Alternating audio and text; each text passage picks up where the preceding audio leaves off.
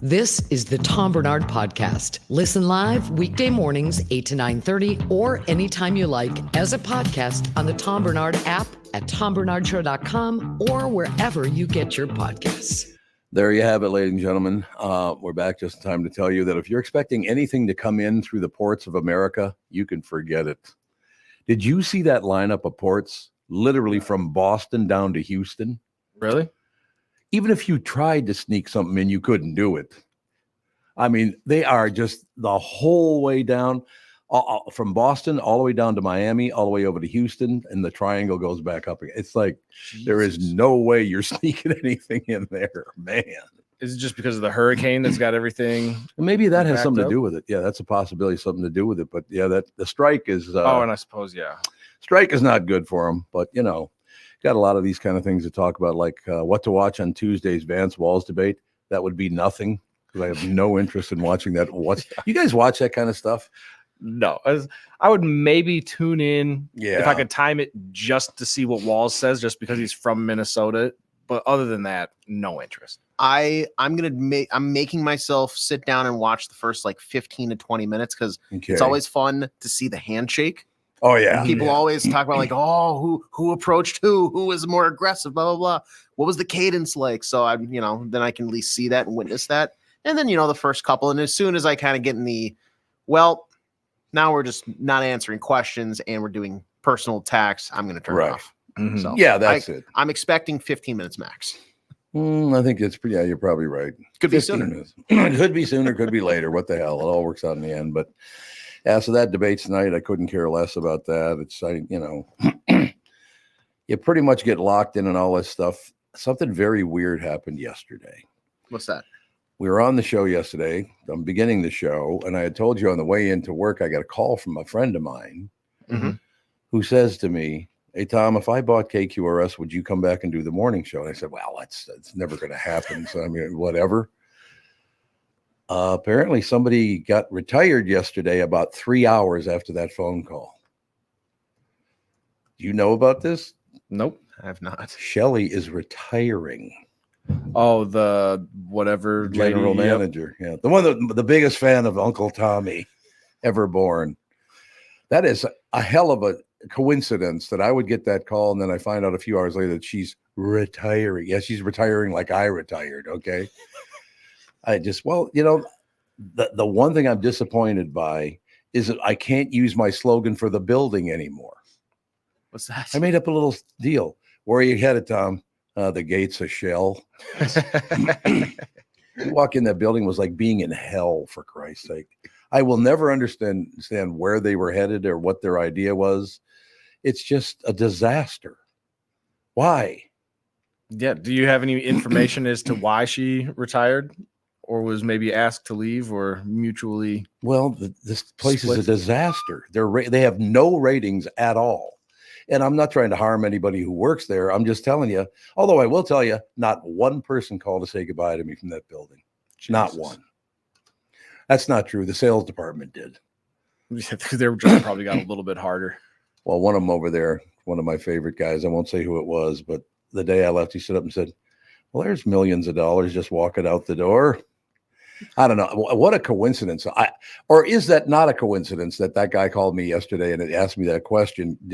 He must have, but he doesn't work there. So how would he know that she was getting the hook? Yeah, I was going to say, I wonder if he just knows somebody that knows somebody and probably they got word out. No question about it. I don't know. I got to be honest though. I would usually say you don't want to, talk bad about anyone who just lost their job or blah, blah, blah. Well, they didn't give a shit about me. Right. I'm not going to do what they did and lie and do all the rest of that stuff. But that was a weird day yesterday because I didn't see the first part coming and I damn sure didn't see this. I knew it was going to come apart at the seams sooner or later and sooner rather than later because the ratings are dreadfully bad. I mean, it just really, it's one of those situations again, they let politics get in the way of business and this is what happens. Like I said, I like Democrats, like Republicans, like right in the middle, but you extremists on both sides, you destroy everything you touch. Everything. You see the school funding for this upcoming year? No. Nope. We don't have any money. Where did it go? Where did the COVID relief money go? Where is it? Because they never used it on COVID. COVID's over. It was still pouring in, right? Where's the money? Oh, are you looking up your account? I'm just making sure. Yeah, I'm making sure that they didn't touch my account first of all. Exactly. But yeah, it says that $2 billion in new school funding is leaving. $2 billion is leaving. Yeah, so that means that where'd the other $2 billion go that was already there? I don't know, but the picture that they used under the headline for this is Tim Walz dressed as a cafeteria worker, and it looks like he's like trying to. Are you looking at the one on the Minnesota Reformer? Yeah. Okay. Yeah. So he's dressed as a maid. Yeah, that one's not a maid. No, not a maid, but like a little cafeteria worker. Okay, there you go. Serving up some sandwiches or something to some kids and trying to get his photo op. Hey, it's Chef Tim here. I forgot to tell you. I know the sign on the wall says the sandwiches are $15, but there actually it's there $150. Yes, that's what he'd be talking about. Forgot a zero. And I'm one of those situations again. I looked up. I go, we got the vice presidential debate today. It's like, those two, great, wonderful. Yeah, neither one really does anything for me. And I didn't even realize that they did vice presidential debates. I mean, is it because the presidential debate went so well that they're like, we all really got to get a second one in with the vice presidents? Or no, I remember, I want to say it was Sarah Palin. She didn't lose the election for John McCain, but the debate she did, I think, against Joe Biden didn't help. Yeah. It was a lot of it's essentially like the backup quarterback coming in, and the main guy's out for a couple plays, getting his shoulder looked at. Can you hold down the fort? And all you got to do is hand the ball off to the running back a couple times. Right. Very straightforward answers, but instead we're throwing Hail Marys and getting picked off. Yeah, she really was had this meteoric kind of rise to stardom and then just crash and burned on her way out. She was from Alaska? Alaska, yeah. I mean, as much as I maybe have drifted away from watching Saturday Night Live, Tina Fey portraying her on that show was just so funny. She even looked like her, that dressed up. I mean, obviously laid thick into the Alaskan, almost Minnesotan accent, but like northern Minnesota accent. But the VP just go out there and hand the ball off. That's all you got to do. Yep. My record still holds. What's that? The last time I watched Saturday Night Live, what was the bit that just came out that day? This is the last time I ever watched that show. I mean, I've seen snippets of it because if the guest's going to be on, they send me a snippet. Yeah, but you're saying you actually sat down and watched a good chunk. I'm going to say the van down by the river bit. Ooh. God, he was good though. Yeah, he was really good. I'm thinking it's going to be something with like Eddie Murphy. No, not Eddie Murphy either. Okay. Actually, it's one of my favorite people on the show. I've had him in studio several times. He's a great guy. But this bit, I'm sorry. I sat there and I said, I cannot watch a show where cone heads are supposed to be funny. That cone head bit was the most lame bit I have ever seen. Did you guys like cone heads? No, I vaguely remember the TV show, but it was like maybe I watched 5 minutes of it, and they were doing ring toss in each other's pointy heads, and it's like, oh god. Yeah, I never saw the skit, like the SNL skit. Yeah, I think they got a movie or something. Yeah, movie. Oh, do they? I saw a clip of that, and I was, it wasn't my humor. No, it was very like, okay, this seems forced. Actually, Dan Aykroyd, last time he was in studio, because he's a wine connoisseur as well. Brings me a bottle of wine, signs the bottle for me, all the rest. It was very, very nice. Give me the thing. Classic. We moved, and I would have never discovered this had she not hidden. I don't know if she had friends over. My lovely wife had friends over and wasn't paying attention or whatever. I found the empty Dan Aykroyd wine bottle. There you go. Because apparently she opened it and drank it with her buddies and then realized what it was and went, oh.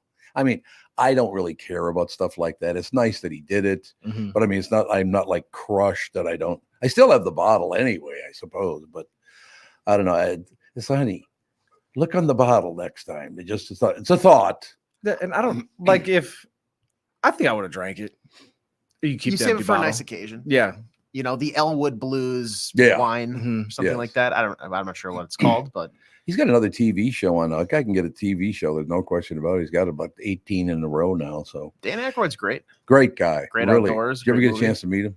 No, that'd be nice if I Well, could. no, I mean, he might have come through Hubbard or something. Right? Yeah, no, if he has, it was before or not when I was there.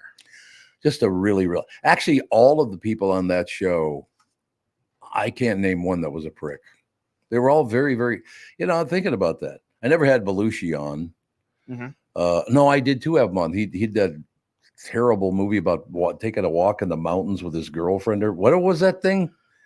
Remember that? It was one of his might have been his last movie. Okay. But yeah, that was not funny at all and not good. And it's so sad because you go to Nantucket and there he is. John Belushi is buried on Nantucket Island. And where is he from originally? Like New Jersey or something? I know out east. Chicago, Illinois. Oh, Chicago. That's right. He's from Chicago. Yeah, that's right. Because that's why he was such a big into like the blues scene for Blues Brothers and stuff. Yeah. So he must have wanted to be buried out there, do you think?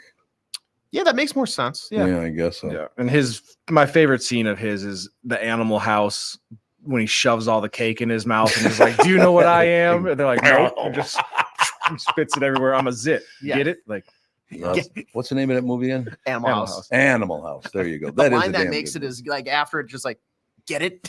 no, I had no idea. I'm a zit. Get it? Yep, that's what he says. Okay, we'll take a break. Be right back in a couple of minutes. Somebody's going to go on and on. I don't know, some sports guy or some. I don't know what to tell you. It's time for Welshire Alzheimer's and Dementia Care Facilities. Welshire Alzheimer's and Dementia Care Facilities, memory care facilities, are a place where your loved one will live with pride and dignity if you care deeply about someone in your life. Welshire is the place I highly recommend. Just had lunch with him last week. Corey's a great guy, as a matter of fact. Welshire is a memory care focused facility that has a full nursing team, always staffed with the building 24 hours a day, 7 days a week. They've never used or relied on any staffing agencies. Welshire of Medina is now accepting elderly waivers after 12 months of private pay. I know them personally, and they're a family-owned local company conveniently located right in Medina and Bloomington. They're the best staffed memory care facility in the state. Welshire has a robust community with activities 7 days a week. If your loved one is in need of a memory care facility, please get in touch with my friends at Welshire. Set up a tour or learn more at welshiremn.com. That is WEALSHIREMN.com. When you need someone to listen, a lawyer you know and trust. If you've never been in an auto accident, it's hard to know what to expect from the insurance adjuster. Here are some tips. 1, if they talk to you about whether or not you should hire a lawyer, it's a good sign that you probably should. 2, it's illegal for them to give you any legal advice. They aren't lawyers and they aren't licensed to practice law. 3, if they tell you that everyone involved in the accident is at fault, they're wrong. This comes from the belief that you're at fault for just being on the road. That's nonsense and not supported by any law. Finally, remember that friendly adjusters are often just gaining information. They want you to do most of the talking so they can file their report. I'm Mike Bryant from Bradshaw & Bryant. I hope you're never injured in a collision. But if you are, don't sign anything until you've talked to us. Find Bradshaw & Bryant, personal injury attorneys at minnesotapersonalinjury.com. Seeking justice for the injured.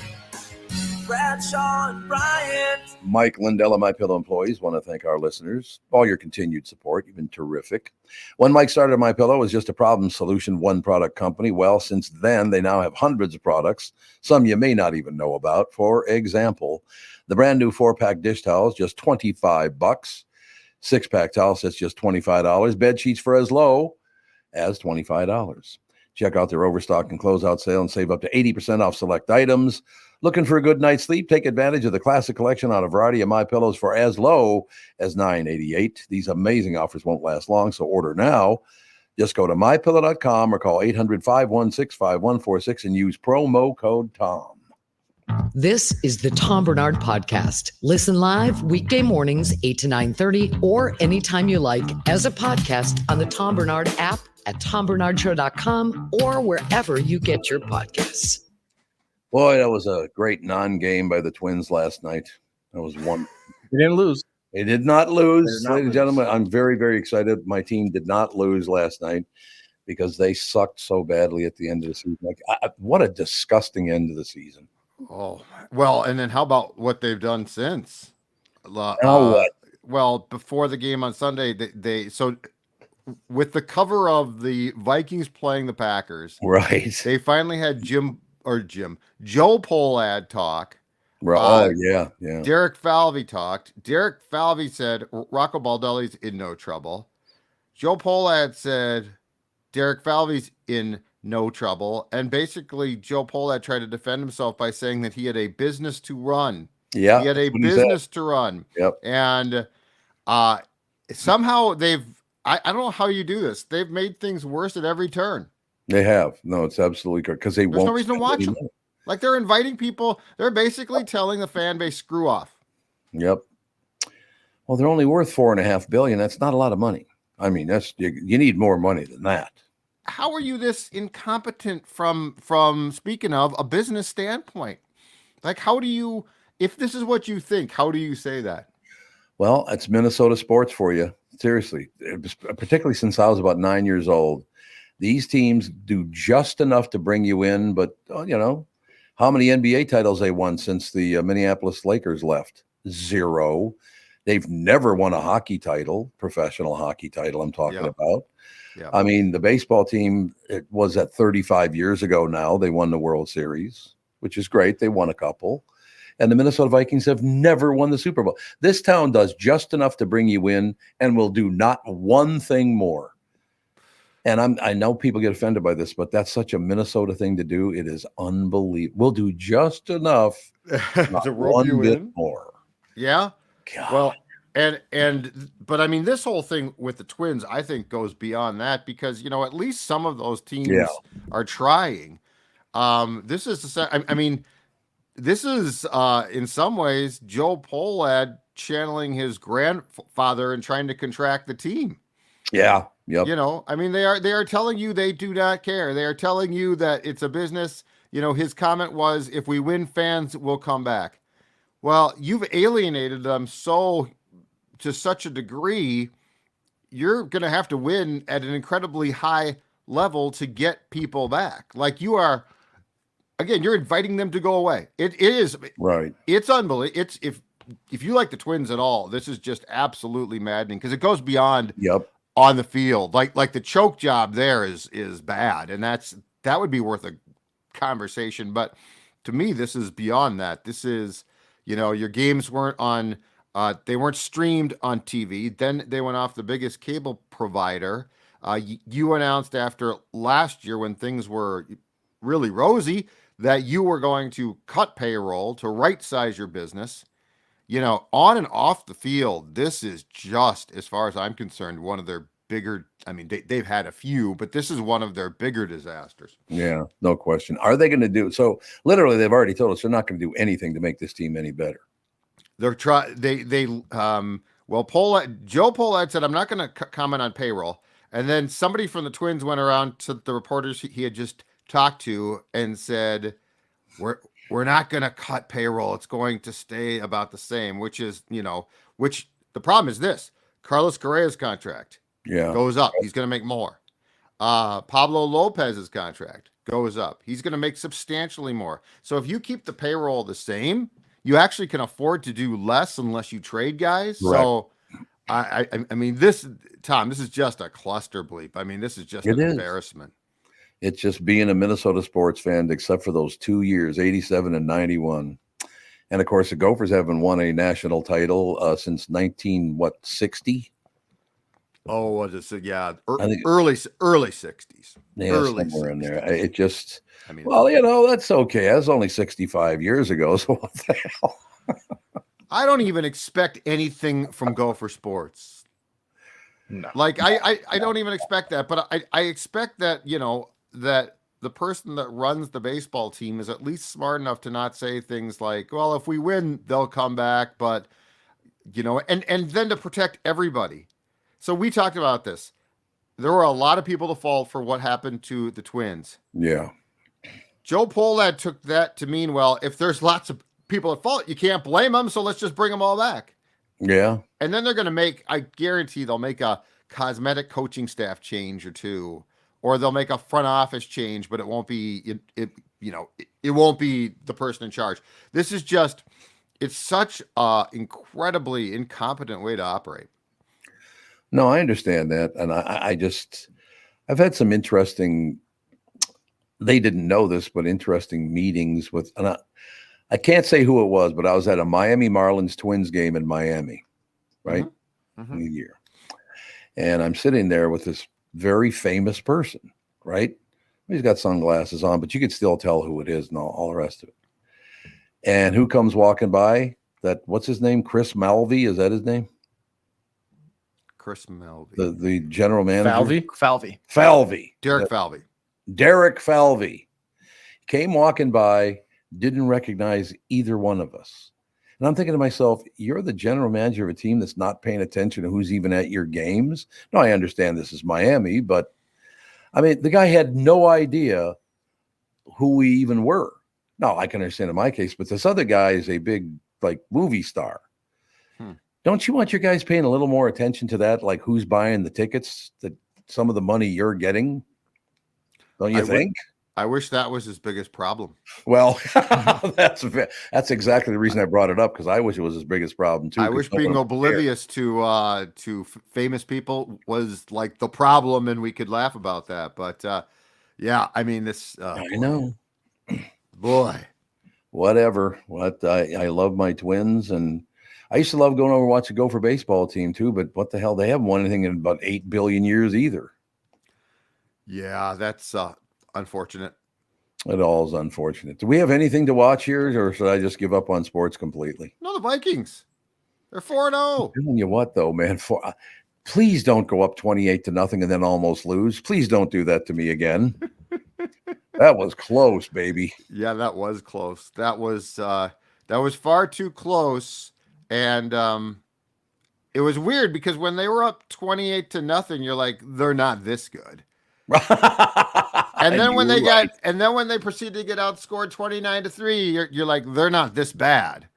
Right. Like it was such a weird game because of the pendulum swings. But if Jalen Naylor just hadn't attempted to catch that damn punt, that changed the entire flow of that game, because the Packers were going to go into the locker room down 28-0, no momentum, no nothing. And if he had just let the ball go, which he easily could have, I mean, I don't even care if it's down at the 1, if it's a touchback, no one gives a damn. And that, as far as I was concerned, that changed like the entire feel of that game. You did. And if I can remember correctly, he let that go, or like that went through his hands as he's standing around like the 5 to 8 yard line. He never should caught. Yeah. No, normally you're told stand at the 10 yard line. If the ball's going over your head, don't even try to catch Let it go. And he's over here like dancing, staring into the sun, wobbling backwards. Back and forth. Like, bro, come on. Their normal punt return guy, Brandon Powell, was hurt. What that shows you, and I've always said this, because catching punts, if you're just a fan, looks simple. I've always said this. That shows you how difficult that job is. You should, like, if you don't know exactly what you're doing, there's a case to be made. You should never try to catch a punt. Yeah, which is why when Marcus Sherrills was here catching punts all years, that's why he was so spectacular, because it is a very difficult thing to do when you're dealing with wind and the ball is wobbling instead of spiraling. Yeah, it's very difficult. No question about it. But we got to get, this hasn't been great news, but Pete Rose died on me yesterday. What the hell is that? Yeah, I guess he was at a baseball card show with a bunch of guys from the Big Red Machine on Sunday. And right. Died at the age of 83 Monday, or they found him dead. I don't know. He might have passed on Sunday night. Boy, you talk about a difficult legacy to put into perspective, Tom. Yeah, no question. One of the great guys you'd ever want to meet. Did you ever get a chance to spend some time with him? Zero. Phenomenal guy. I mean, he had an edge to him. Like, he was kind of scammy in a way. I got to be very honest with you. Oh, yeah. But he was the kind of guy that used that approach. Like, I know everybody else plays it like this, but I'm going to play it a little differently. I mean, that's kind of how he was. Yep. Had him in studio a few times. Just a great guy. Talked to him on the phone a lot on the show. Really, really good person. Look, I mean, a gambling addiction is an addiction, correct? Yeah. Yeah. So why they won't put him in the Hall of Fame, because of a gambling addiction? Well, because he bet on baseball, and in particular his own team. That's why. Yeah, addiction is addiction, though, is it not? I mean, I think that's a little bullshit. I got to be honest with you. Addiction is, but there are rules that you cannot, when you are, especially at that time too. I think the biggest thing was he was managing the Reds and he bet on the Reds. I think you can go crazy outside of baseball. I think that you can get in trouble for probably betting too much on football, but he could have bet on football, I think, and he'd be in Cooperstown right now. But that's what I'm saying is he is a difficult legacy to put into context because of that. I mean, he is the all-time hits leader in baseball. Nobody probably got more out of less as far as his style of play. So that's the point here. Like, he is an incredibly interesting character to talk about. Did he bet on his teams to win? Correct. He claimed he only did that. Yes. But he also had for a long time said he never did that. Okay. And then they had so much evidence that he had. And then I think he came out in a book in 2014 and said, no, I did bet on the Reds, but only to win. Which makes the dugout blow-ups a little bit more understandable when he's sweating like the over-under or something. Well, somebody's not having a good game. Why are you swinging? Well, and your bullpen, and your pitching use, would be determined by, I got about, but there was I think it was a 3 or 4 part series that was just that HBO just did on Pete Rose, and it is really interesting to watch. Yeah, it is really good. The clip of Pete Rose that really shows like the difference between like the 70s and 80s baseball to today is the 1970 All-Star game. He comes around third base and absolutely steamrolls. I want to say it was Roy Fosse. His buddy, his friend. Yep. Fosse didn't play another game that season because he did something to his shoulder from the impact. Out for the remainder of the year in the All-Star game. It ruined his career. Yeah. Fosse was never the same. Oh, that's so sad. But but that's how he played the game. Yeah. That's how he played the game. But that's where it's so difficult to balance a guy that bet on the sport, which is as against the rules or more than any other thing, right? Like there's a lot of things that you can do that are really bad, but betting on your sport is the cardinal sin, but yet nobody played the game harder. Like, that's what makes this such a balancing act. I'll close with a great story I just got last night, and I suppose I shouldn't probably identify who it is, but let's just say the lead guy in the story was a sports reporter that I used to work with many years ago. Okay. And he went into the Cincinnati. Well, it wasn't Cincinnati. Who did he go with? He came here, had the first hit in the Metrodome. The Phillies exhibition game at the Metrodome, 2-game exhibition game at the Metrodome. Had the first base hit or the first hit in the Metrodome history. Yep. But apparently, my buddy's standing there with the lead anchor, who's not even supposed to be in the locker room. The lead anchor for the news at his station, right? And this guy, even though my friend had warned him, don't be asking for autographs or anything like that. You can't do that in here. It says right on our pass that you can't do that. Right. So, of course, the anchor walks over because he's the news anchor. Oh. Walks over and he says, Pete, I would like you to sign this baseball for my children if you could. And he goes, who are you? He goes, I'm blah, blah, blah. I'm a local news anchor. He said, are you here on a baseball pass? He goes, I don't know what you mean. He goes, give me your ticket. Looks at the baseball pass. He goes, this is a baseball pass. Why don't you F off? So there's Pete Rose for you right there, baby. Yep. Well, great stories of all time. Well, yeah, the person deserved exactly what they got too. Yes, that's exactly right. That's great. Did I tell you who the news, who the sports guy was? Yeah. Who was it? Come on. Passolt. Passolt was the sports guy. Kept telling the anchor, don't do this. Don't ask him. Who was the anchor at the time? Might have been Tom R. Something like that, you know. Oh, okay. I'd like to go to lunch, but I'd rather Wait a minute. Well, you know what? You can't ask. Pete Rose was right in that case. You can't ask for autographs in the clubhouse. Can't do it, man. Well, thank you, sir. We'll just keep moving forward with your Minnesota Vikings 4-0 now. Yep. They got a game, Sunday again? Yes, they got a game on Sunday at 8:30 in the morning in London. In London. The Jets. Gross. The Jets. 8:30 in the morning. We'll be done by 11:30. I'm looking so forward to that. That sounds awesome. Are you? Yes. You think they'll bring Joe Namath along with them just for the hell of it? Honestly, No. I don't think so. But you never know. I ran into Joe about a year ago, and Joe is not looking that healthy. I got to be honest with you. Joe's lived a great life. Let's Oh, just say he that. has. Joe maximized the key years of fun. Yes. Yes, indeed. Every last drop out of Exactly his right. contract. Exactly right. All right, guys. I'll talk to you Thanks a tomorrow. lot, Pally. All right. Bye. Talk to you later, ladies and gentlemen. Judd Zulgad, SKOR North.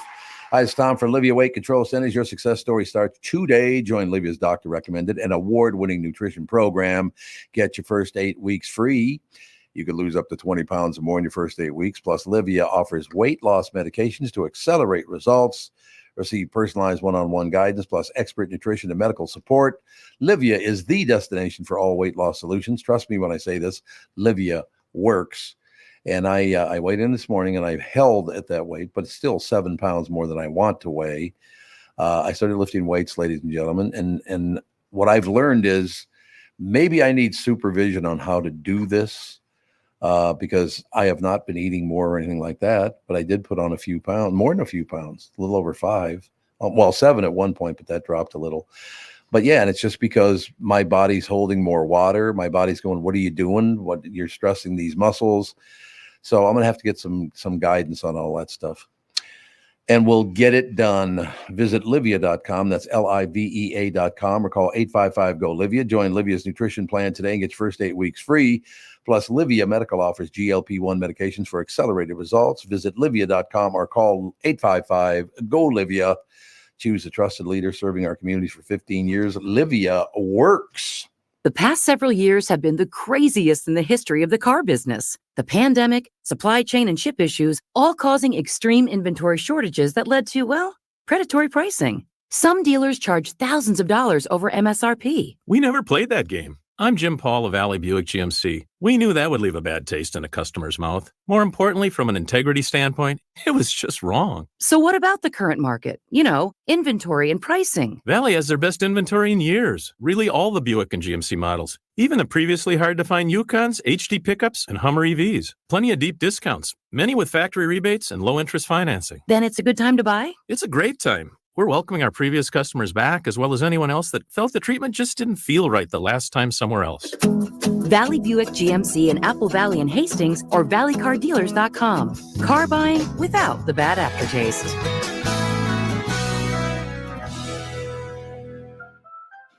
I'm talking with my friends Michael Bilski and Brad Huckle of North American Banking Company. Guys, business owners have had to deal with a lot over the last few years, haven't they? They sure have, Tommy.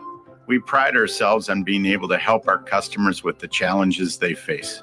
Our business bankers are experts and are always ready to help our customers capitalize on opportunities and solve problems. Loan decisions come quickly because they're made here in the Twin Cities and not shipped out of state like at some of the national banks in town. This allows our customers to expand their businesses with confidence, knowing that they have our team of experts in their corner. Okay, so now you give me this big thing at the end. Way to go. Well, you are the professional. Oh, I forgot. Look, I know Brad and Mike, and I trust them with my banking. They've personally delivered on everything they've just said. So why not bank with my banker? North American Banking Company, a better banking experience, member FDIC, equal housing lender. This is the Tom Barnard Podcast. Ladies and gentlemen, Mr. Mobile. Yeah, let's go with mobile. Channel 5's Chris Egert is brought to you by Mr. Money Talk, Josh Arnold. Call Josh today for your free 48-minute evaluation, 952-925-5608. Why are you sitting in the back of the car? Have you been pulled over for a DUI? Yes, I have. That's what it is. That's what it is. It's the front. It's the front of the car. It's weird, though. I know the shot looks weird. Sorry. It does. Why are you staring into the sun? Well, That's just the way we're set up, Tommy. I can't. Why don't you turn away from the sun and then There you're you not going to go blind? Well, then you wouldn't see anything at all. You would just have the glare of the sun. So It'd just be the glare of the sun. trust me, I do television for a living. I've got. Oh God, boy, did I tell you we only have 30 seconds left? Oh, trust me. You're a disaster. Oh no! Oh, now he froze up. Oh, no, I'm a professional that freezes that up. doesn't look good. Well, I'm gonna bounce Chris off here while That he is so resolves phenomenal. that. But He tells us how great it is, and then he freezes up. don't worry, guys. I'm a professional. I know what I'm doing. That's what I love about this business. Yeah. There's no question about it. God, what was I watching last night where there were a couple of guys pretending to be disc jockeys? What the hell was it we were watching? But it's so weird because it's, hey, how you doing this morning? All of a sudden they got this kind of delivery like this. Hey. It's going to be a beautiful day out there today. God, what show was that? They were just horrible. And one guy kept ringing the bell and honking a horn. And it's like, it was on Corner Gas. It's a Canadian show. Okay. Really good. If you ever get a chance to see it, the guy's real name, and he uses his real name, is Brent Butt, Butt. Is that the actor or the character? The actor. His real name. He owns Corner Gas. It's a very, very funny show. They do a nice job with it. Okay. It's like 10 years old now or something like that, or some of them, I guess, 15 years old because it went 5 or 6 seasons, something like that. But honest to God, that whole being there were two cops too. It was the sheriff and the detective.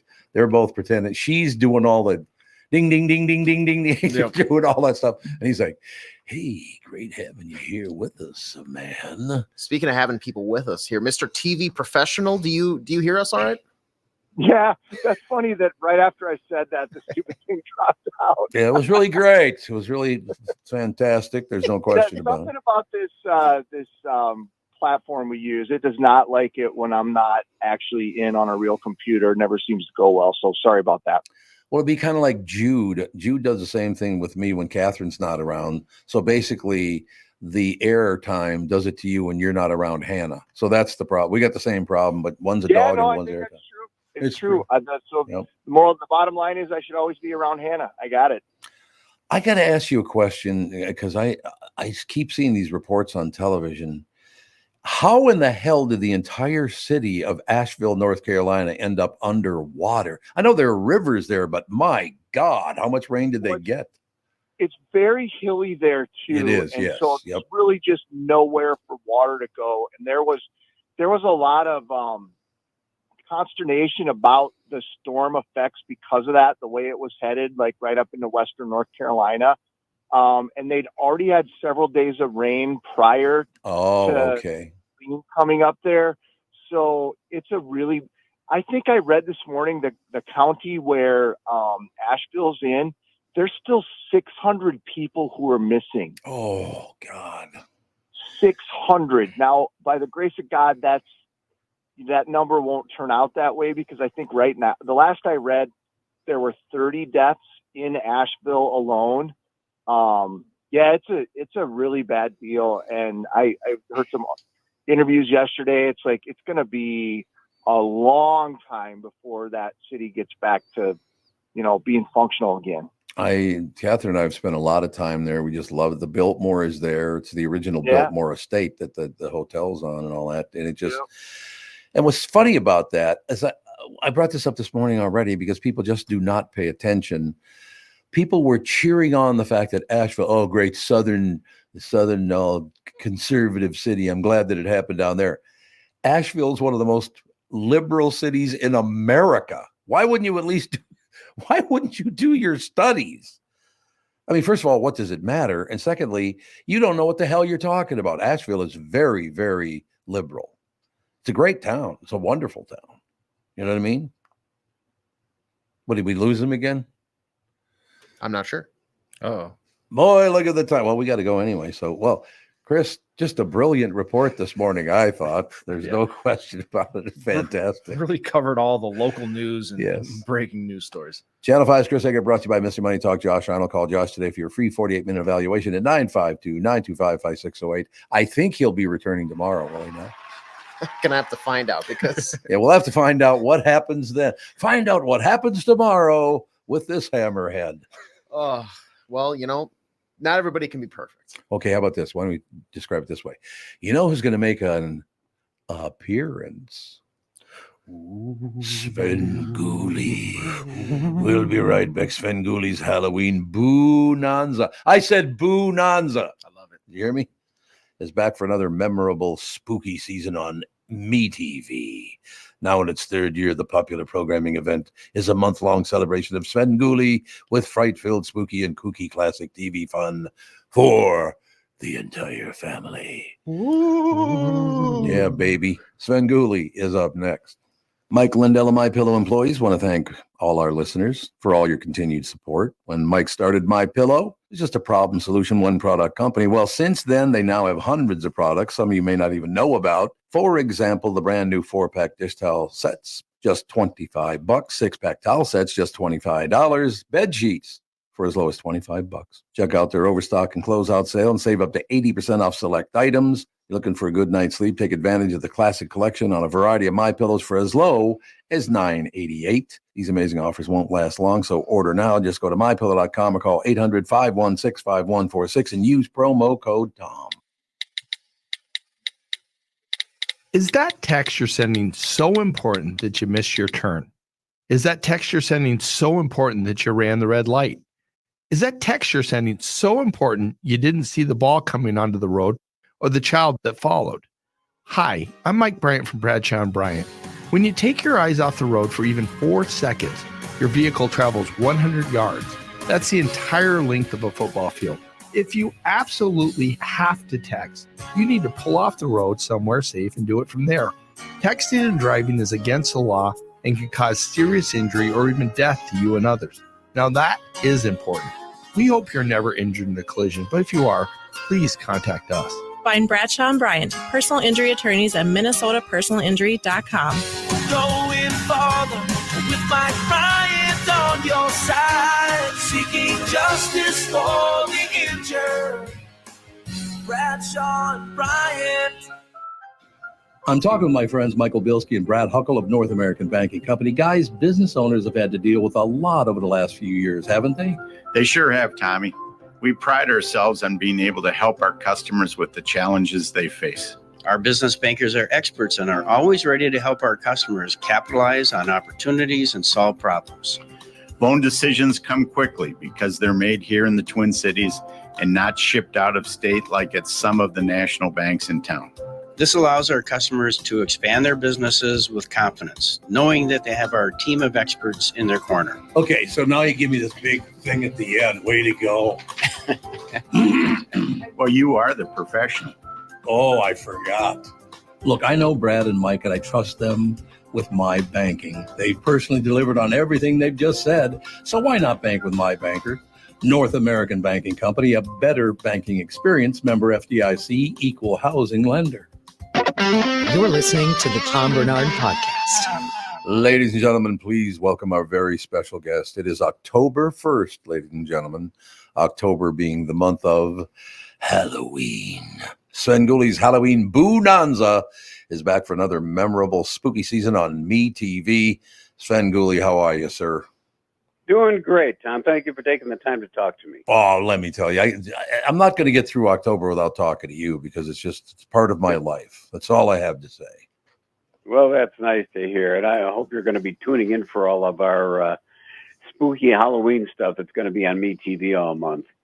This is so great. For 45 years, Svengoolie has entertained horror fans with his signature brand of satire, slapstick gags, poking fun at the classic horror films that define the genre and the low-budget cult flicks nearly forgotten. That's, by the way, the low-budget ones are so much fun. I mean, they can be spooky as well, but they're just a lot of fun to watch because it's, they're giving it their all, if you know what I mean. Sure, and it's also a lot more fun for us on some of that because when you've got the classics, you don't want to make too much fun of those. Right. But when it's some of these kind of low rent ones, there's so much to mine for comedy. It's a lot of fun. Are people still into? Because I got to be honest with you, I grew up a nice Roman Catholic boy in North Minneapolis, and so Halloween. I mean, yeah, Christmas is coming, which is great, but Halloween will get here first. It's a huge holiday with me growing up, and I suppose some of that has to do with the culture and all the rest of it. But why is it that the people? Because I'm one of them, Svengoolie. I'll tell you. I love this kind of spooky time of the year. It's just always been fun for me. Do most people still see it that way? I know some places, some schools now have banned Halloween. It's like, come on, really? Yeah, I don't understand that either. But I think, more people have gotten into Halloween and the fun of just the whole month, especially in the past few years. I think they've noted that more and more adults have gotten into it, and they enjoy dressing up and having fun with it. It really is. I feel bad about the people who go, oh, it's satanic and it's horrible. God. It's just a fun thing. Nobody is taking it seriously. No, and that's the whole, and maybe that was part of it being a Catholic kid. We had fun with it and all the rest of it. But I guess if you get too far off of that religious wagon or too far down the road, can we just have a little fun, have a few laughs? I would say, and maybe I'm wrong about this, but in some ways, I suppose it helps young people deal with the fact that they're going to lose some of their older relatives. And hey, you know what? Maybe they'll still be around. Hey, give the kids some hope. What the hell? Have fun. Yeah, I think there's a lot of benefits to it. The fact that, I think one of the things a lot of people really enjoy is the fact that they can, become something else or someone else. And, for a little while, that's kind of liberating for a lot of people, because I've known people who, they're pretty staid in regular life. Yeah. But when it comes to Halloween, they put on that costume. It's like a whole different release for them. And it's fun. And I think that's what the whole basis of our month here on MeTV is about. Making, it's all fun. We've got so many of the sitcoms and Westerns that we found scary episodes of. And I think it's really amazing how many. I was surprised by the number of Westerns that they found scary stuff in. Oh, see, I didn't know that. Are you talking about the old time, like 50s, 40s Westerns? Yeah. Really? The Westerns that we run on MeTV. There's also, and all the sitcoms. My God, we go through those, and Dick Van Dyke and Lucy and Leave It to Beaver and Andy Griffith. The funny thing with Andy Griffith is every year when we have this BOO-nanza, excuse me, we will run the episode called The Haunted House. And that actually was the basis for Don Knotts' Ghost and Mr. Chicken, right? Which will also be showing during this month. Oh, I love that movie. What a nice man he was. There's no question about it. And he just got into his parts so well. The Ghost and Mr. Chicken, one of the greats. Matter of fact, my grandchildren love that movie. So it's gone on 3 generations now. Made me very happy. Yeah, and that is actually one of our most requested movies. People love to see it. We have to run it pretty much once a year. No, I can understand. How did you get involved? How were you so lucky to get involved in this wonderful career you've had, Svengoolie? It actually goes back to the original Svengoolie. This was Jerry G. Bishop in Chicago, who was a staff announcer who was on duty at a station when they were running horror movies. And he started doing the character and just his voiceover, and then it became a video show. I was a fan of his because of both his TV and radio work, and started sending him material. And he liked what I sent him and brought me in to work with him and do voices and such. And I continued to work with him in radio. And he was the one that decided that I should become the next Svengoolie. He had the confidence in me to pick up where his character had left off. And, that I started in 1979 at WFLD in Chicago. Oh, God, WFLD. Yeah, Chicago's a great town. No question about that. I last year when you called in, we talked about, the matter of fact, for the last few years, a very quick story that Halloween was ruined for me just before my 11th birthday. because by the time my birthday is a week after Halloween. It's on November 7th. So I'm about to turn 11 years old. I'm 10 years old. I had already grown to 6 feet tall and my voice dropped all in that year. So I'm 10, almost 11 years old. We knock on the door and Svengoolie, I'm not telling you, my heart was broken because I'd stand there about 6 inches, 9 inches taller than everybody else. I'd go, trick or treat. And they're like, what are you, like 25 years old? Get out of here. So there you have it. My Halloweens were ruined by being tall and having a deeper voice. But I hope that people always love Halloween as much as we do because it's such a fun time. I never thought of it like, the devil this or the that or whatever. We're having fun here. The kids are getting treats. They're very, very excited about this. Leave them alone. Let the kids have their life, right? Definitely so. I think that it's kind of a unique experience because how many times during a year would you actually get to, suit up as some character and go out and visit other people's houses and get treats? It's a lot of fun. And I think the kids just enjoy being around each other and seeing each other's costumes. It's a nice experience. And I think that's one of the reasons why I've always loved Halloween. And now the fact that, I can use it in my broadcast career, that means a lot to me. Well, we love it. And like I said, you and I have talked about this many times before, the fact that I've loved your show from all the way back. We had one up here called Horror Incorporated with my buddy, played the character. It's a way to have fun, to laugh, to, maybe be a little frightened, whatever it is. It's just a great time of the year. And for me, and luckily, and I guess because my birthday is a week after Halloween, but you start the whole thing with Halloween and then you go on to my birthday, and then it's Thanksgiving, and then it's Christmas, and then it's Hanukkah, and then it's what a wonderful time of year this is. And thank you for kicking it off, Svengoolie. It's a great way to start this terrific holiday season. Yeah, I agree. It's a lot of fun, and it is. It's the gateway to all the holidays that go on at the end of the year. It's a great way to wind up the year. It is indeed. So don't ever stop coming back here, Svengoolie. I have to start my Octobers with you every year. Oh, well, thank you. I appreciate that. And I hope everybody listening will tune in for our Halloween BOO-nanza. The Halloween BOO-nanza on MeTV, the #1 classic television network in America. Don't forget that either. I love that. Svengoolie, thank you, sir. We'll talk soon.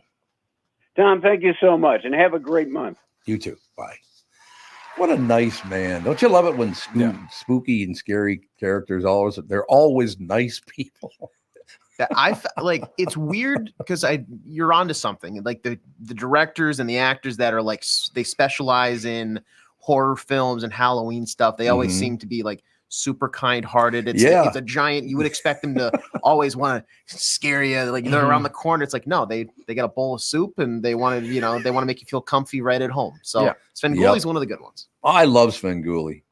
He's got such a great attitude, and he's one of these people. He's been at it for 45 years, and he's still to this day grateful for his career. I love that about him. I feel like too, he's at a point where, similar to like Sting with wrestling, you can never stop doing the face paint. Oh no, he probably sleeps in the face paint. Like at a certain point, you might have some people are like, you've earned, you don't have to do that anymore. He's like, no, I have to. I have to. It's who I am. Yeah, because of the off chance that somebody recognizes him while he's at the store, he's like, I don't want to ruin that little kid's. Like it's like Santa Claus at this point. Like you got to wear the red suit. Did you ever have an outfit, a costume for Halloween, either one of you, that you didn't want to wear but your parents forced you? I don't think so. I feel like good. They most of the time were like, oh, you can be this cute little thing over here, and I'd be like, no, I want to be a football player. Fine. Yeah, there you go. Yeah, I never had that. I had a couple like pretty solid ones, I think. Like, that's good. But no, never one that I was like forced into where it's like you have to do like a brother sister pairing thing. Oh. Like no, it was just like, what do you want to be? Cool, you're gonna be a football player. How old is your sister? She is 22, 24 now. So she's a little older than you? A little younger. Are you 25? I'm 27. You're 27? I thought you were like 24. Thank you. No, I didn't mean that as a compliment. You look very immature is what I meant. That joke's on you. That's what I'm going for, Tom. Yeah, there you go. Thank you. Well, as an adult, have you been forced by like your girlfriend to wear a costume that you don't want to wear? Or Tom, you as well? Like, has Catherine been like, hey, we're all going as, Bugs Bunny and Lola Bunny this year? I went as Dan Blocker. You know who Dan Blocker is? No. Nope. The big giant cowboy on Bonanza. The guy that wore that big 10-gallon hat. Okay. Yeah, that was him. I went as Dan Blocker one year and nobody got it. It's like, why are you dressed like a cowboy? Well, it's a specific cowboy. I could see that. Like, you guys get away from me. You guys have a similar, like, you put the hat on, you got the little jacket that he's got. Yeah. You make a good Dan Blocker. My girlfriend's super excited though. This is the first year that we've been dating where I've been working weekends basically at Hubbard for the longest time. This is the first year that like I'm not going to be working on a weekend / Halloween. Yeah. So she's been planning. I know she has like 7 different costumes that she wants me to do. One. We can do one this year. Yep. So how about you, Tevin? No, haven't been forced to. Usually I've been working on Halloween. I don't really get into it too much. And so, yeah, I usually just You don't get into Halloween. Not really. Get out. Not really. What do you think we should kick him out? No, I think we can try to like persuade him. Similar to with the coconut cake, we can get him. That's true. Get him into being a fan of Halloween. Still haven't gotten that from KB too, by the way. I have to let her know. Well, She's got another probably debate watch party tonight, so maybe they're getting more cake. That is true.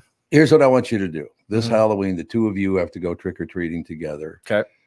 You have to be Gene Wilder and you have to be Cleavon Little. Blazing Saddles. Yeah, from Blazing Saddles. Absolutely.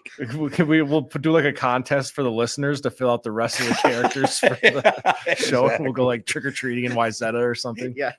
Well, I could be, what was his name? The guy who knocked out the bull. What was it? There was the old former Detroit Lion football player. Damn, what the hell's his name? I can't think of it. He had his own TV show for a while too. It was very, very good. I can't remember his name though. But he walked up and knocked out a bull. Was his first scene in the movie Blazing Saddles. And the bull was full size. It was not some tiny little bull either.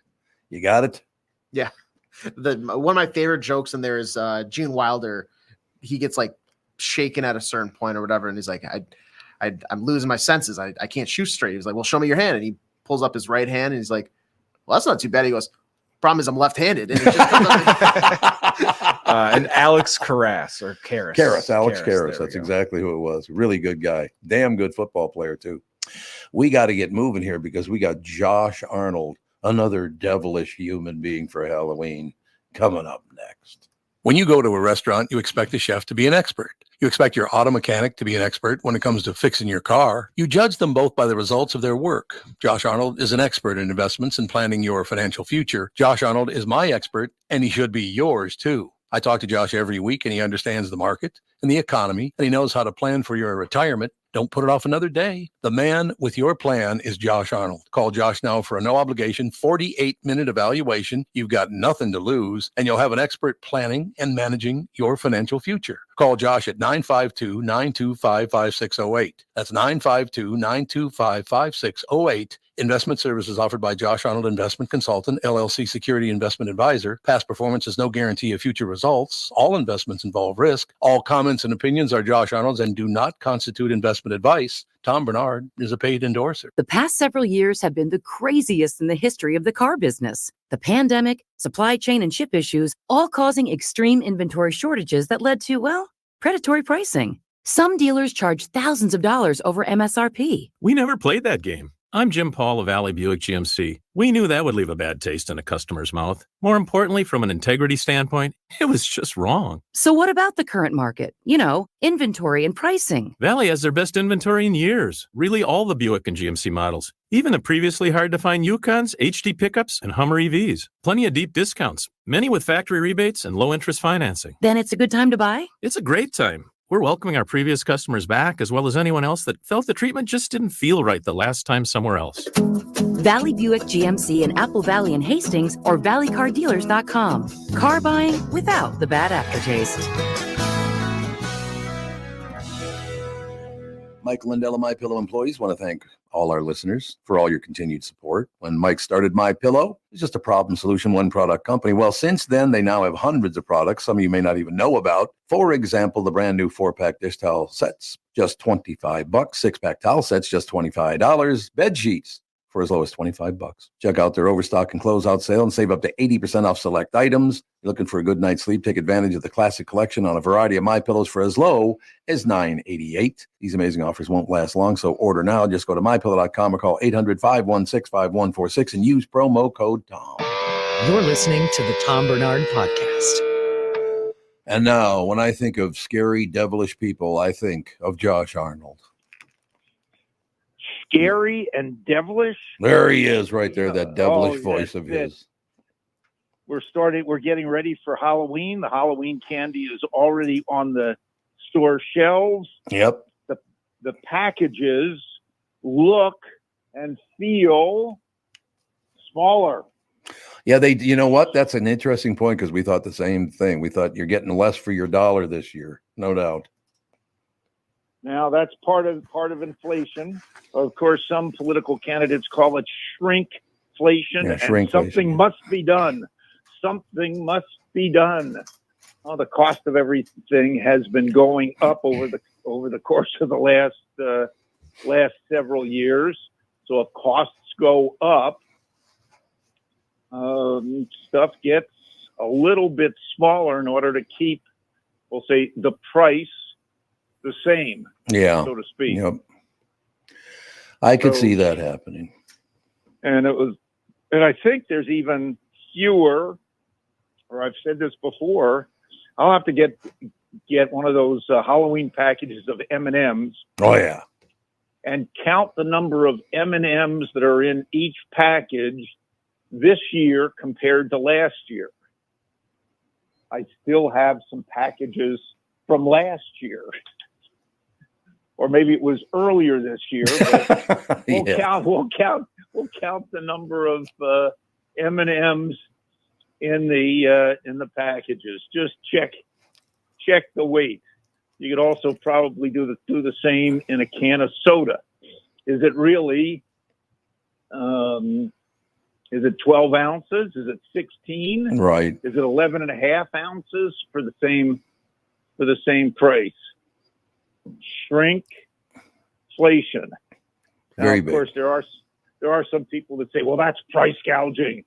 They're gouging prices. And I always say, no, very difficult to gouge prices when your margins are so small. But we could have some other issues in terms of prices going up, because dock workers, the Longshoremen's Union went on strike at 12 a.m. this morning, and that's going to affect all the East Coast and Gulf ports. That's now, a lot of ships and merchandise had been diverted earlier to other ports, and a lot of, I'll say, stuff had been offloaded and put on trains and trucks last week and earlier. So that may or may not affect Christmas shopping, but again, it may. But it is going to slow down getting goods into the United States. And if there is a slowdown in getting goods into the United States, demand goes up, prices temporarily could also go up.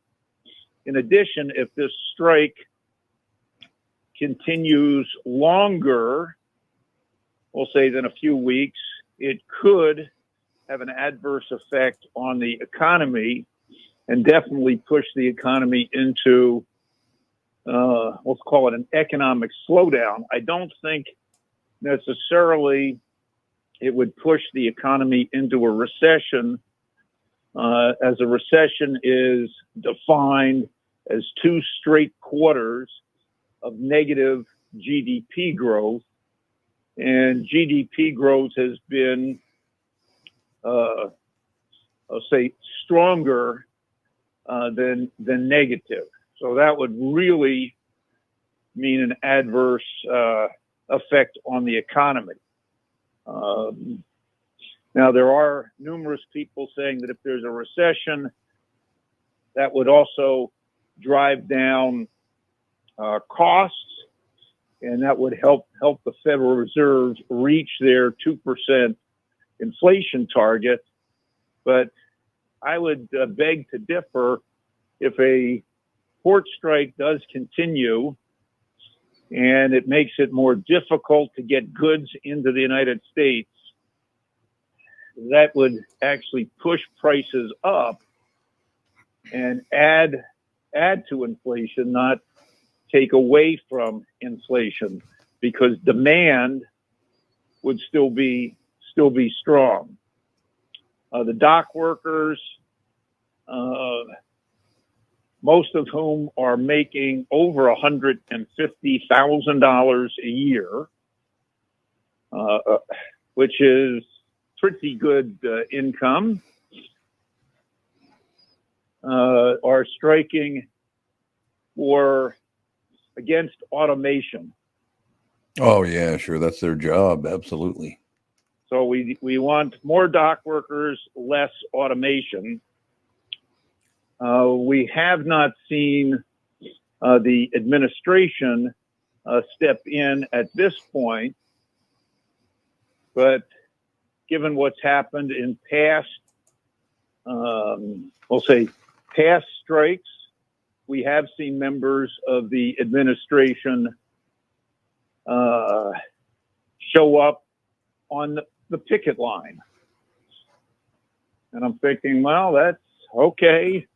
You're good union people, and you are going to show up on the picket line regardless of the impact it has either on companies or on the economy. But that to me is a big issue, on the current basis. Today also we do start for the last quarter of the year for the market, and we did not start off with a bang. It's definitely more of a raspberry, almost like okay. Well, I mean, when I say a raspberry, the Dow opens up as we speak, down 300. Nasdaq is down 250 points. This after a fairly strong finish yesterday to the indices. The volatility index is up significantly, and a lot is on this I'll say the port strike, and we've also seen crude oil all of a sudden jump on fears that Iran is now preparing to directly attack Israel in response or retaliation to Israel, pretty much destroying the leadership and mid-management of Hezbollah. And Hezbollah has been a huge proxy for Iran. Israel's also struck at the Houthis, who had fired missiles. The Houthis in Yemen have also been a proxy, as well as Hamas in Gaza have been proxies for Iran. And Iran has been, for over a year, trying to scuttle any, we'll say, alliance or partnership between Israel and the Saudis, the United Arab Emirates, and others. So should Iran directly attack Israel, all bets might be off, and Israel's response to that retaliation could prove, I'll say, could prove more than a little detrimental to the Iranian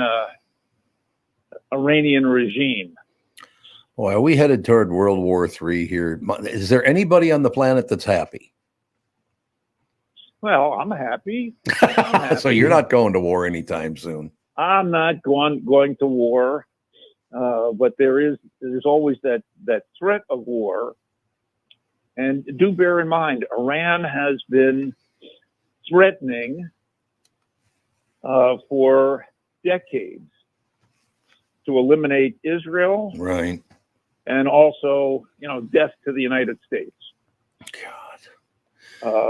And that has been, I'll say, Iran's mission. It has been Hezbollah's mission, Hamas's mission, the Muslim Brotherhood's mission to eliminate Israel.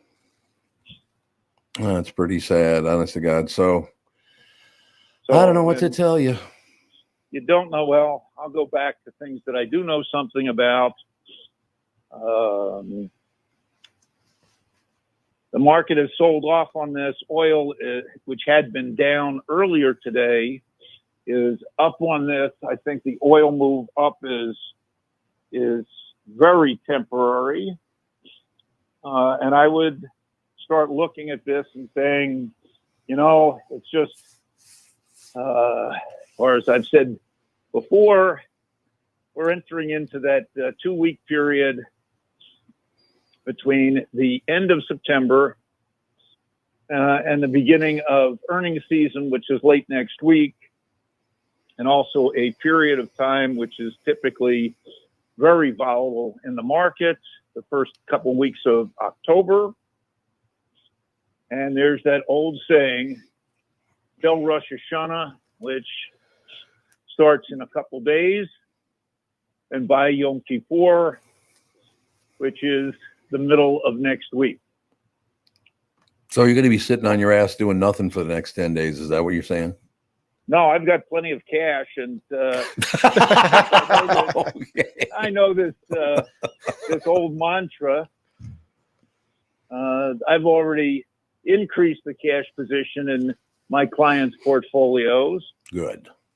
So we have this downdraft gives plenty of opportunity to pick up some favorite names at a discount going forward. The other thing, of course, is people are always concerned about the outcome of the election.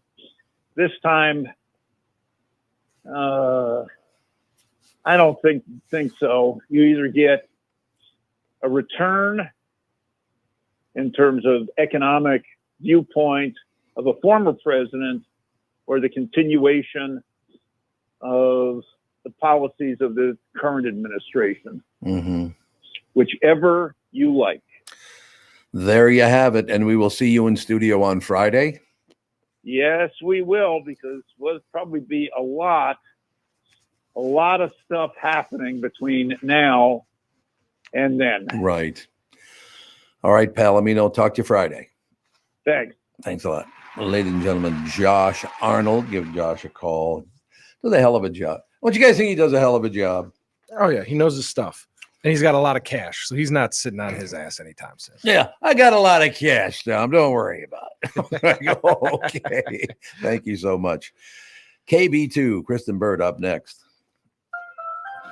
I'm talking with my friends Michael Bilski and Brad Huckle of North American Banking Company. Guys, business owners have had to deal with a lot over the last few years, haven't they? They sure have, Tommy. We pride ourselves on being able to help our customers with the challenges they face. Our business bankers are experts and are always ready to help our customers capitalize on opportunities and solve problems. Loan decisions come quickly because they're made here in the Twin Cities and not shipped out of state like at some of the national banks in town. This allows our customers to expand their businesses with confidence, knowing that they have our team of experts in their corner. Okay, so now you give me this big thing at the end. Way to go. Well, you are the professional. Oh, I forgot. Look, I know Brad and Mike, and I trust them with my banking. They've personally delivered on everything they've just said. So why not bank with my banker? North American Banking Company, a better banking experience, member FDIC, equal housing lender. When you need someone to listen, a lawyer you know and trust. If you've never been in an auto accident, it's hard to know what to expect from the insurance adjuster. Here are some tips. 1, if they talk to you about whether or not you should hire a lawyer, it's a good sign that you probably should. 2, it's illegal for them to give you any legal advice. They aren't lawyers and they aren't licensed to practice law. 3, if they tell you that everyone involved in the accident is at fault, they're wrong. This comes from the belief that you're at fault for just being on the road. That's nonsense and not supported by any law. Finally, remember that friendly adjusters are often just gaining information. They want you to do most of the talking so they can file their report. I'm Mike Bryant from Bradshaw & Bryant. I hope you're never injured in a collision. But if you are, don't sign anything until you talk to us. Find Bradshaw & Bryant, personal injury attorneys at minnesotapersonalinjury.com. Seeking justice for the injured. Bradshaw and Bryant.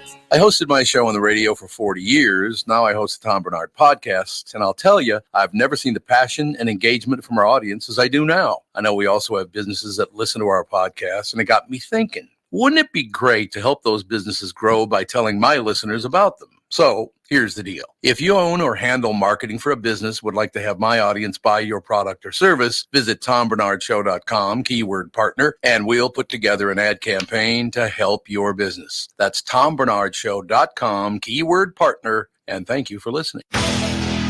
This is the Tom Barnard Podcast. Kristyn Burtt Entertainment News brought to you by North American Banking Company. Go to nabanco.com to learn more. Member FDIC, equal housing lender. KB2, Kristyn Burtt. Top of the morning to you. Top of the morning, man. God, I was watching an episode of Corner Gas, a Canadian sitcom, really a good show and all the rest of it. But the two cops, the sheriff and the chief deputy, that is a woman, they both decided they want to do radio. It's hilarious when people, we're going to do a radio show. Hey, man. All of a sudden, they got really deep voices. Everything's cool over here, man. Oh, really? Are you a hipster now, are you? Or they do the old school DJ. Yes, the old school DJ. The man with the plan, the boy with the toy, the boss with the hot sauce. Exactly. Yeah. They're always so slick, you know, and there was always like a little skit. And like now, I think if that was on the radio, I'd be like, what is this? This is so corny. Well, they're a ding, ding, ding, ding, ding. They're ringing bells and they got the sirens going. It's like, oh, God. It's even when you listen to the Ryan's Roses and you know, Ryan Seacrest does it, but a lot of other stations do it too, where they like pretend to deliver flowers and to see if your man or your woman is cheating on you. And I'm like, everybody knows. I hope they know this. It's sketch, right? That these are actors who are doing this. There you have it. You know, Catherine once told me that she would never cheat on me. I said, well, that's very sweet. She goes, I didn't mean it that way. I already got to put up with you. Why another one? Oh, okay. Well, I feel much better now. Thank you, honey. I think a lot of women are like that. I have trained one. I told my husband, I was like, God forbid anything happens to you, but it is just me and the cats from here on out. Cause I'm like, I've trained one man. I'm not training another. I'm done. It takes too much, doesn't it? It takes way too much. Guys are a lot of work. It's kind of crazy. All I ever do is give. How does that work? No, my husband is so sweet. Like I needed to get a smog test. He took my car in yesterday, which is obviously taking a big burden off of me. But if I need sometimes like, hey, can you go to the grocery store? And I'll give him the list. And we buy the same brands kind of over and over again. We're not people that go, oh, it's this brand, that brand. And I feel like I went to the grocery store with him because he'll call me and then I'll FaceTime and he'll be like, or take photos. And I'm like, this is no. This is too much emotional labor. I felt like I did the chore instead of you. No, I understand what you're saying. There's no question about it. The problem that Catherine has, and I do admit that it is true, she always is very wary of sending me to the store to pick up even one thing. Because I'm one of those kind of guys, if I go in to buy one thing, I leave with 10. I said, oh, look at that. They have maple flavored marshmallows now. Yeah. What? I'm going to send you and Bill grocery shopping together. He ate. Okay, I'm going to tell this like a really dumb story. It's so dumb, but it's funny. I bought pumpkin blondie brownies from Trader Joe's because Trader Joe's has everything delicious pumpkin right now. Yep, they do. And I was like, cool, like have some if you want to. I go to eat it and like I ate 1.5, I think, and he had eaten all the rest and they were completely gone. I'm like, oh. So he decided to go and replace it, which was very sweet, of course. I appreciate that. But along with it, he bought all of these like gluten-free blueberry muffins. He bought these like chocolate mousse, pumpkin shaped, whatever the heck they were. I don't know. And by the time I went to go and look at the little pumpkin shaped chocolate mousse things, there was one left. He had only bought it like 2 hours ago. I have to eat very quickly in my family. Chocolate is, I mean, anything approaching chocolate is pretty wonderful, though. You got to admit. I'm a small doses chocolate person. So that's why I'm slow to get to it. Bill's already eaten it. My loss, Well, you don't like chocolate that much? It's okay. It's okay. I think it's good every once in a while. I just want a small bite. Like I don't want a chocolate cake with chocolate frosting and chocolate in the middle. So is there one flavor you do like a lot? If I'm going to eat a dessert, I want a gummy candy probably, or like a Twizzler or a Red Vine. Really? Or I like pie a little bit more, or a Rice Krispie treat. So you're like 7 years old still. Pretty much. I have a palate of a elementary school kid. I never, because of doing a morning show now for 40 years, I don't get to eat breakfast ever. And I really do. Once in a while, I will go track down some Cheerios or some kind of cereal, Fruity Pebbles or whatever it is. Fruity Pebbles is good. I never get to eat that stuff anymore. So when I do have some time, I don't know. I just when you're getting up at 3:15 in the morning, you don't feel like eating at 3:30. It's like too early. And I like savory breakfast anyway. I would rather have savory, like toast or last night's leftovers. I'd rather have dinner for breakfast. I'm not really a pancakes, waffle, pastry. Too much sweet in the morning is too much for me. You know what, though? I could eat toast 3 meals a day every day. I love toast. With butter and cinnamon sugar on it. What is it about buttered toast that is like just such comfort, such home? Yep. Adding the cinnamon sugar is delicious too. It's crazy how like comforting it is.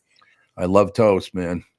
And Get soup. away from my toast. Soup? And I can eat soup for breakfast, lunch, dinner, any time of year. I would have to agree with you. So do you do breakfast for dinner ever? Because that's my go-to. Oh yeah, some people do breakfast that for dinner. I'm not because I don't eat eggs. I just don't like the taste of eggs, which is such a weird thing to not like. And I don't like too many I just find pancakes to be too bready. I like a waffle if it's crisp. So it's just one of those things. I just don't really enjoy breakfast foods all that much. Is that because But I've never turned down bacon. Yeah, there you go. Did you never eat breakfast as a kid? No, I would try and go to school without eating breakfast. My mom would be like, eat something. I mean, she would send me to school with even like a devil dog or like a ho-ho, just to eat something. But I would prefer to eat like cheese and crackers for breakfast which is a total girl dinner. Girl dinner. A little charcuterie board, yeah. Yeah, charcuterie board. I'm totally up for that. Aren't you a big shot charcuterie board every morning? I've got it all set up for you, dear.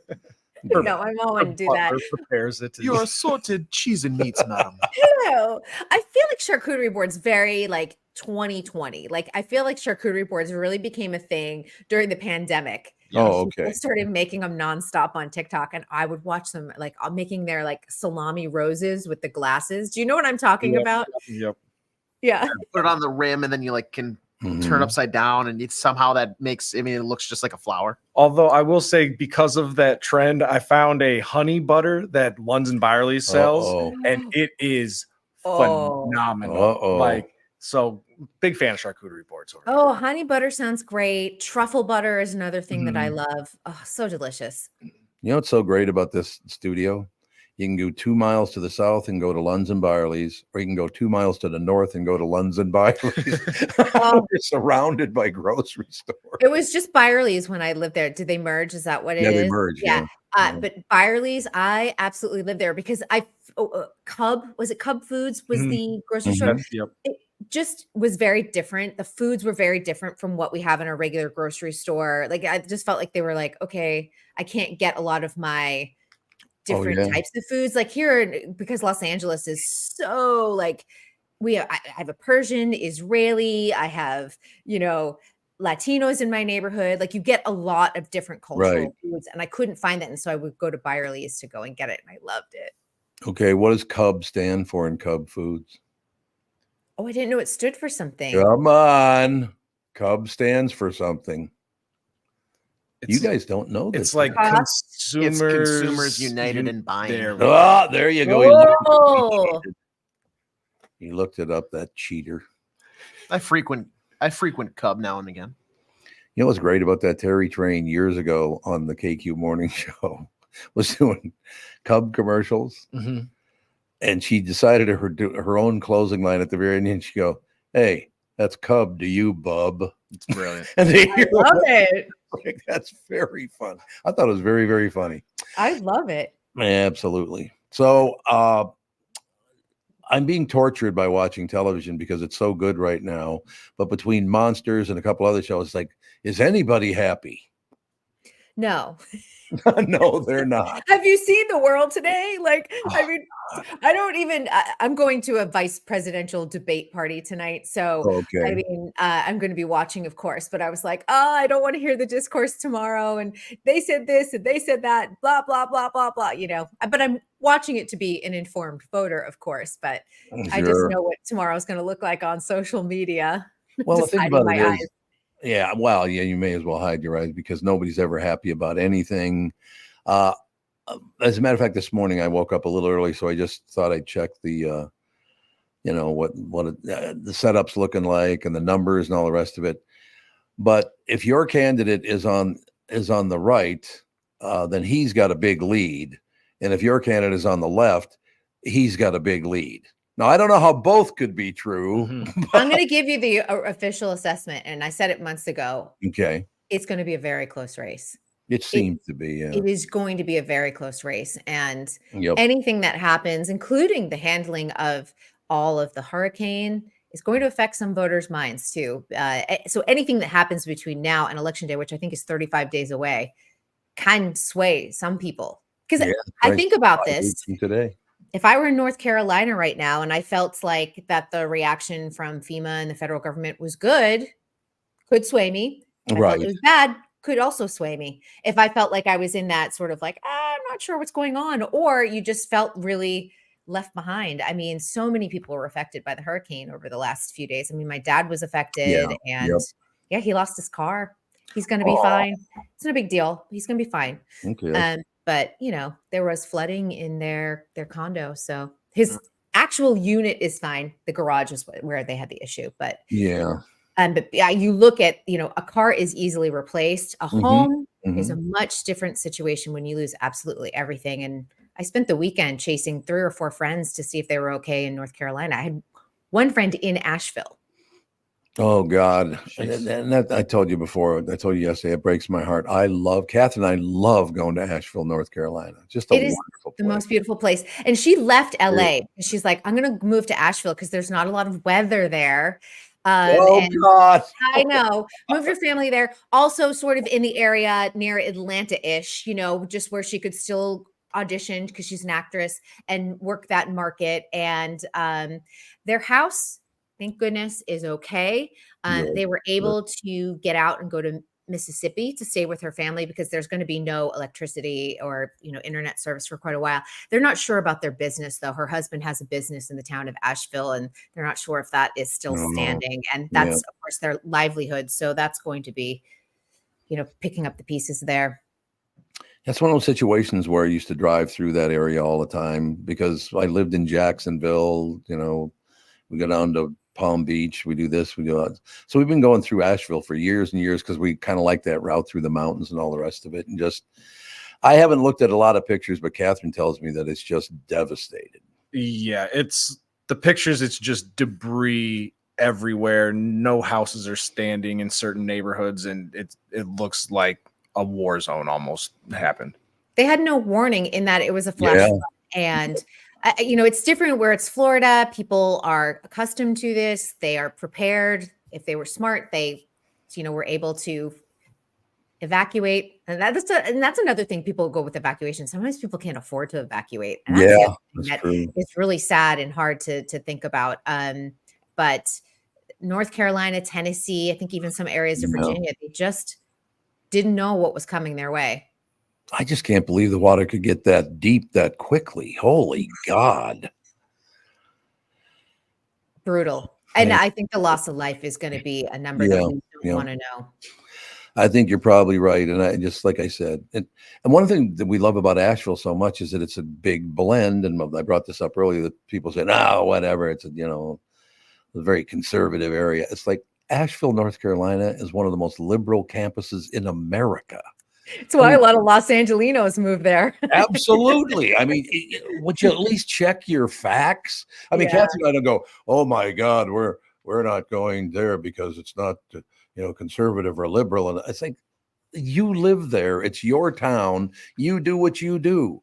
But if you're going to criticize a city after it's been devastated, could you at least check your facts, you dumb bastards? I don't care how they vote. I don't want anyone to lose their home. Hurricane, please. Can we all just understand how devastating that is to lose everything in 5 minutes? Well, our house burned to the ground when I was in 7th grade. Our house burned to the ground. Not the only thing that made it through, and we still wonder what the hell it is to this day, because my mother was a big-time Roman Catholic.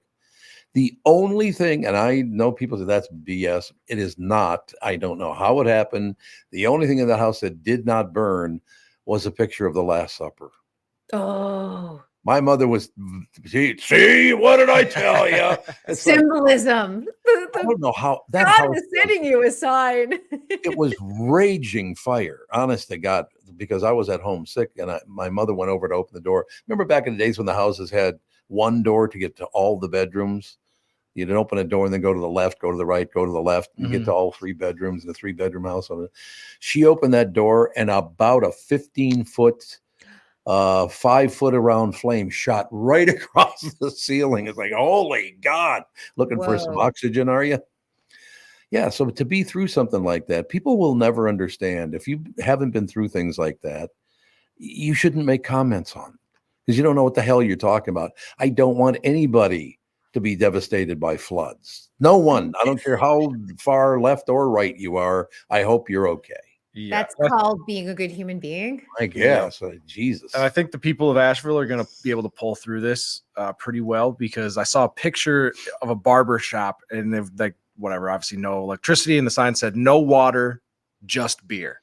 And so they're maintaining at least a little sense of humor as they're going through a very difficult time. So I think they'll be all right. That's wonderful. So yeah, all the best to everybody. I mean, it's run all up the East Coast, not the East Coast necessarily, kind of inland. Inland is, I think, what is the shocking aspect. And honestly, and I'm going to say this as someone who lives in earthquake country. Yes. This is your sign just to at least have an emergency preparedness kit. I can't say it, but just for your family and your pets, because unfortunately weather seems to be happening everywhere. And there are times that it takes about 3 days for FEMA to sometimes get to the area. So just take care of yourselves and each other. So think about them. If you're a prayer, pray for them, and stop criticizing areas you did no research on, you dumb bastards. You dumb bastards. Well, it's true. All right, sister. Well, thank you very much. We'll talk to you tomorrow. See you tomorrow. Thanks a lot, Kristyn. Kristyn Burtt Entertainment News brought to you by North American Banking Company. Go to nabanco.com to learn more. Member FDIC, equal housing lender. That is going to do it for today's show. Any closing words? Yeah, Jay? I would say similar to kind of what the message throughout the show has been. No matter geographically where somebody sits, it's not hard to be a nice person. Exactly. Yeah. Settle down. Right. I agree with you 100%. Absolutely. All right. The family show up in about 10 minutes.